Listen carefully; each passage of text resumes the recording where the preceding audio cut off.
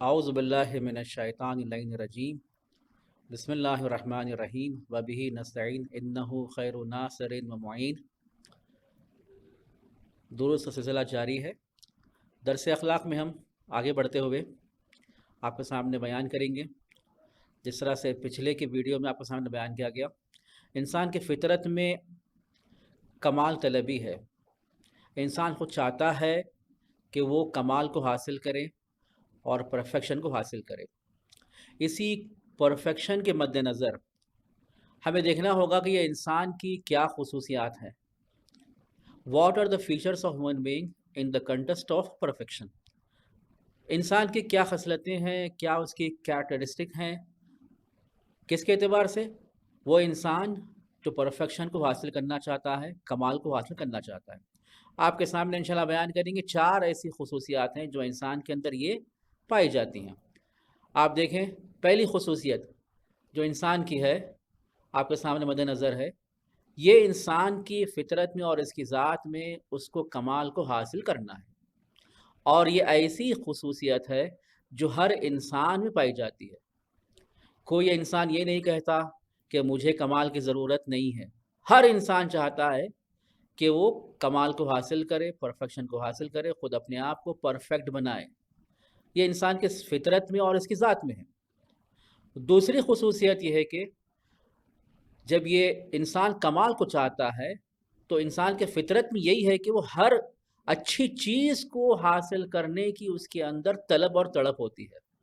اچھی چیز کو، ہر خوبصورت چیز کو حاصل کرنے کی، ہر بہترین چیز کو حاصل کرنے کی، ہر خوبی کو حاصل کرنے کی اس کی فطرت میں اور اس کے ذات میں ہے۔ یہ نہیں کہتا کہ مجھے یہ خوبی چاہیے، یہ اچھائی چاہیے، وہ اچھائی نہیں چاہیے۔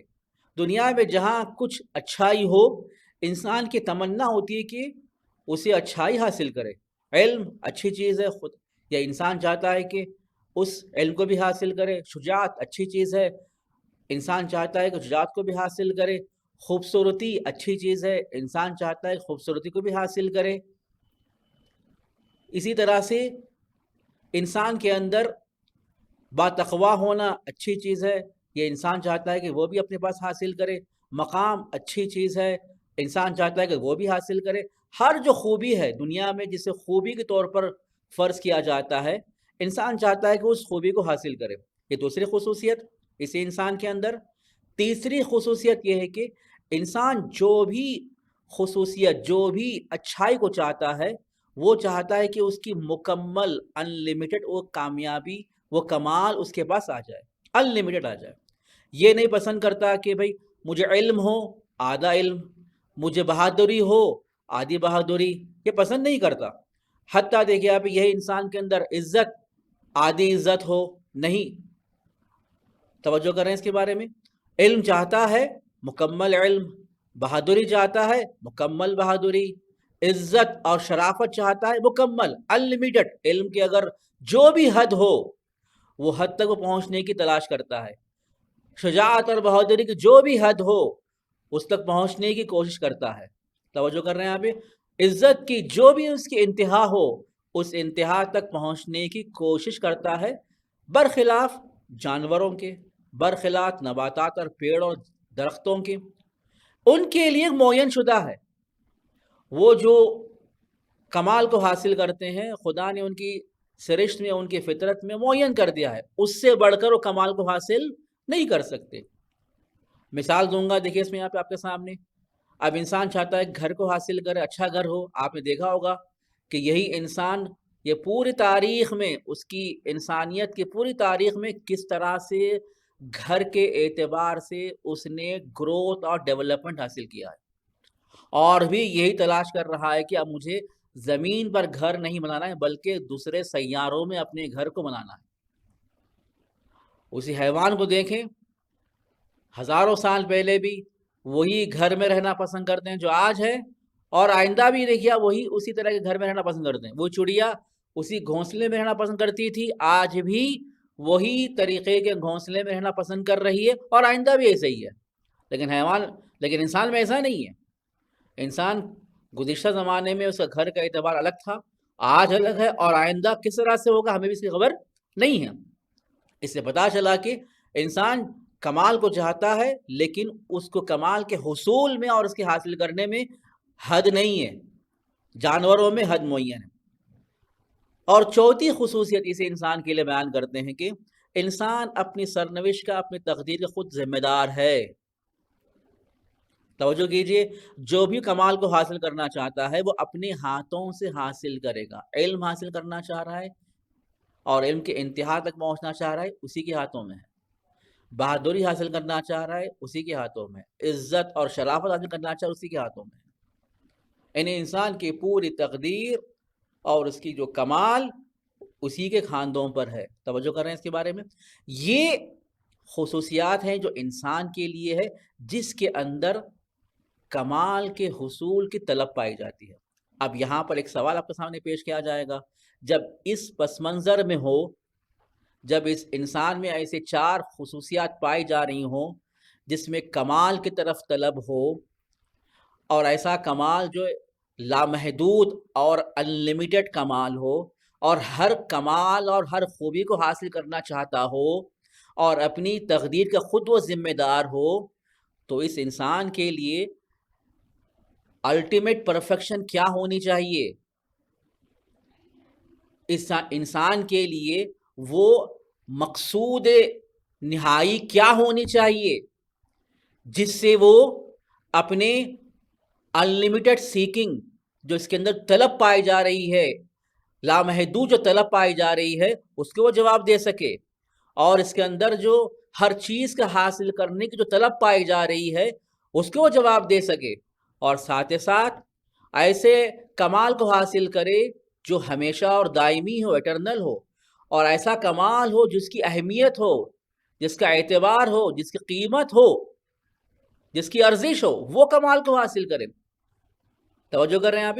اس پس منظر میں دیکھیے، اس میں آپ ہمیں ایسے انسان کے لیے کمال کو معین کرنا ہوگا، وہ بھی الٹیمیٹ کمال، جو الٹیمیٹ پرفیکشن ہے، جس کی جو کمال نہائی ہے، اس کو معین کرنا ہوگا، جو اس کے پورے جو ذاتی طور پر جو بے نہایت طلب کو جواب دے سکے، ہر خوبی کو حاصل کرنے کا طلب کو جواب دے سکے، اور ایسا کمال بھی ہو جو ہمیشہ کے لیے ہو اور اس کی اہمیت بھی ہو.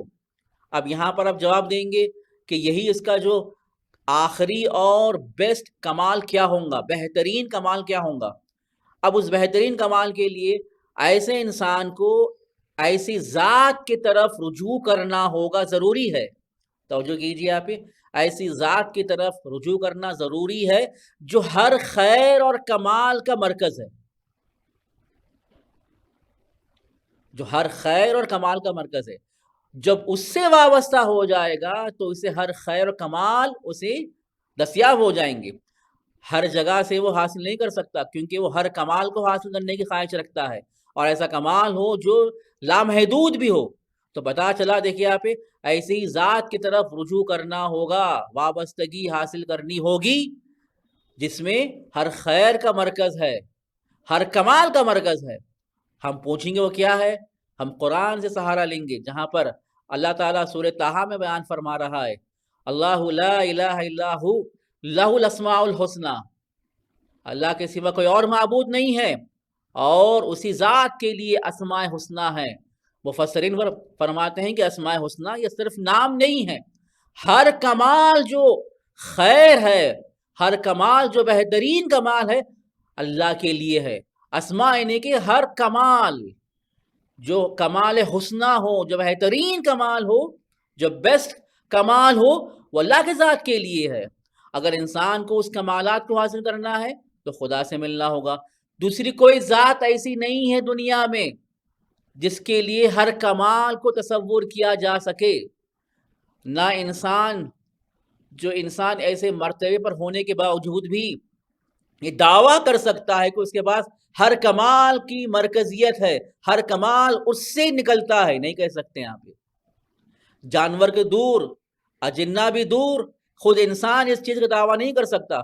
وہی ذات دعویٰ کر سکتی ہے جو ہر شے کا خالق ہے اور مالک ہے اور پروردگار ہے، جس سے ہر خیر اور کمال نکلتا ہے، وہ اللہ کی ذات ہے۔ اور ساتھ میں دیکھیے آپ، ایک اسی ذات سے وابستہ ہونا ہوگا جو اس کا کمال بھی دائمی ہو اور لامحدود ہو، کیونکہ خود انسان کے اندر بھی یہی خواہش ہے کہ کمال کو حاصل کرے، علم کو حاصل کرے، دائمی ہو۔ وہ نہیں چاہتا کہ علم ہو کچھ مدت کے لیے، بعد میں یہ علم ختم ہو جائے، بہادری ہو کچھ مدت کے لیے، بعد میں ختم ہو جائے، شرافت اور عزت ہو کچھ مدت کے لیے، بعد میں ختم ہو جائے۔ یہ خود انسان پسند نہیں کرتا، وہ چاہتا ہے کہ کمال اس کے لیے ہمیشہ ہو، اور علم بھی ہو تو لامحدود، بہادری ہو تو لامحدود طلب اس کے اندر پائی جا رہی ہے، عزت بھی ہو تو لامحدود۔ تو کون سی ذات کی طرف جائے؟ ایسی ذات کی طرف جائے جہاں پر ہر کمال دائمی ہو، ہمیشہ کے لیے ہو، اور ہر کمال لامحدود ہو۔ وہ اللہ کی ذات ہے، جہاں پر اللہ تعالیٰ بیان فرما رہا ہے سورہ نحل کی 96 آیت، ما عندکم ینفد وما عند اللہ باق، جو تمہارے پاس ہے وہ ختم ہونے والی ہے، لیکن جو اللہ کے پاس ہے ہمیشہ رہنے والی ہے۔ اب وہ انسان اس اللہ کی ذات کی طرف جائے جو اللہ کی ذات کے پاس ہر وہ کمال ہے وہ ہمیشہ رہنے والی ہے۔ جب اس سے وابستہ ہو جائے گا اور اس سے کمالات کو لینا شروع کرے گا تو وہ کمالات ہمیشہ رہیں گے۔ علم ہو اللہ کے ذات کے ساتھ، وہ علم ہمیشہ باقی رہے گی۔ شرافت ہو اللہ کے ساتھ، وہ شرافت اور عزت ہمیشہ باقی رہے گی۔ شجاعت ہو اللہ کے ساتھ، وہ شجاعت اور بہادری ہمیشہ باقی رہے گی۔ تو اللہ سے وابستہ ہونا ہوگا، اور وہی اللہ ہے جو ہمیں نہ فقط آخرت کی بلکہ دنیا اور دونوں کے لیے، دنیا اور آخرت کے تمام کمالات کو فراہم کرنے والا ہے۔ یہی وہ اللہ کی ذات ہے جو انسان کو اس دنیا میں بھی کمال تک پہنچائے گا، پرفیکٹ بنائے گا، اور آخرت میں بھی یہی سی انسان کو کمال تک پہنچائے گا۔ فقط یہ نہیں ہے کہ انسان اگر خدا سے وابستہ ہو جائے دنیا اس کی نابود ہو جائے گی، آخرت آباد ہو جائے گی، نہیں، جو اللہ سے وابستہ ہوا دنیا بھی اس کی کامیاب رہے گی، کامل رہے گی، اور آخرت بھی کامیابی پہ جائے گی۔ توجہ کیجیے، یہ ہمارا ایک تصور بن چکا ہے، جو اللہ کی راہ پہ آ گیا وہ دنیا سے ہٹ گیا، وہ دنیا اس کے لیے ختم ہو جائے گی۔ ایسا نہیں ہے، جو اللہ کی راہ پر آ جائے دنیا بھی اس کی آباد ہو جائے گی اور آخرت بھی آباد ہو جائے گی۔ لیکن جاننا ہوگا کہ اللہ کی نگاہ میں دنیا کی آبادی کیا ہے، کمال کیا ہے۔ ہمارے تصور میں ہے کہ دنیا میں کامیابی کیا ہے؟ مال، ثروت، دولت، مقام آ جائے۔ یہ نہیں ہے۔ میں انشاءاللہ بیان کروں گا کہ دنیا میں اللہ کی نگاہ میں کامیابی کیا ہے، دوسرے درسوں میں آپ کے سامنے بیان کیا جائے گا۔ بہرحال دیکھیے آپ، اللہ وہ ہے جو دنیا اور آخرت کی تمام کمالات کو فراہم کرے گا۔ یہ اللہ تعالیٰ کی خود اللہ کے کتاب میں بیان ہوا، اللہ کی جو کلام ہے، سورہ نساء کی آیت 134 آیت، فَإِنَّ اللَّهَ ثَوَابُ الدُّنْيَا وَالْآخِرَةِ۔ یہاں پر ثواب کے معنی کمال کے ہیں۔ اللہ ہی کے پاس دنیا کا کمال بھی ہے، اللہ ہی کے پاس آخرت کمال بھی ہے۔ ثواب یہاں پر کمال ہے۔ اگر آپ کو دنیا کا کمال حاصل کرنا ہے اللہ کے پاس جائیے، عند اللہ۔ آخرت کا کمال حاصل کرنا ہے عند اللہ، وہاں بھی خدا ہی کے پاس جانا ہوگا۔ یہاں پر بھی ایک معنی ہمارے پاس غلط طور پر سمجھتے ہیں، ثواب یعنی کہ ایک ایڈیشنل بونس۔ جیسا کہ اسکول میں دیکھیے آپ، ایک ٹیچر آ کے کسی بچے کو دیکھے اس میں یہاں پہ چاکلیٹ دے دے، ہم سمجھتے ہیں وہ ثواب ہے۔ نہیں، یہ تو بہت چھوٹا ثواب ہے۔ خدا کر رہا ہے کہ اس سے بڑھ کر ہم انسان کو انسان بنا دیں گے، انسان کو پرفیکٹ بنا دیں گے، انسان کو کامل بنا دیں گے۔ یہ خدا کا دیکھیے اس میں یہاں پہ ثواب ہے، چاہے وہ دنیا میں ہو چاہے وہ آخرت میں ہو۔ انشاءاللہ اس کی تفصیل سے ہماری گفتگو رہے گی۔ والحمدللہ رب العالمین۔